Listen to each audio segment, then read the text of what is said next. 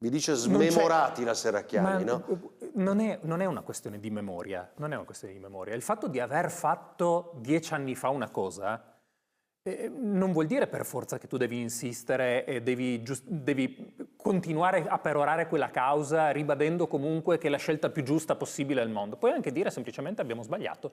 Anche il governo lo sta riconoscendo, l'abolizione delle province nella regione Friuli Venezia Giulia non ha funzionato e il semaforo è verde per il ritorno degli enti intermedi tra comune e regione. L'assessore Roberti spiega cosa è andato storto. È una riforma che non ha funzionato. Una riforma si fa per quale motivo? La puoi fare per due motivi diversi. Il primo, il più logico, deve portare efficienza maggiore, risparmi e un sistema che funziona meglio. La seconda è per un motivo puramente ideologico, perché hai la bandierina da sventolare. Sì. Quasi come se aboliamo le province e abbiamo risolto i problemi del paese. Bene, in Friuli Venezia Giulia abbiamo abolito le province, non abbiamo risolto tutti i mali del mondo, anzi, perché quelle che erano le funzioni prima semplicemente le sta facendo ora qualcun altro.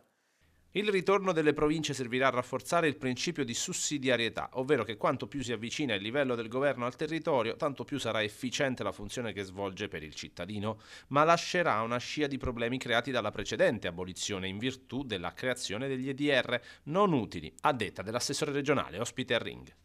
Oggi abbiamo gli enti di decentramento regionale, che sono un'articolazione dell'amministrazione regionale, ma sono dipendenti regionali. Esatto. Questo vuol dire che quando io dirò quelle sono le nuove province, tutti i trattamenti saranno quelli regionali. Ormai non puoi più tornare indietro.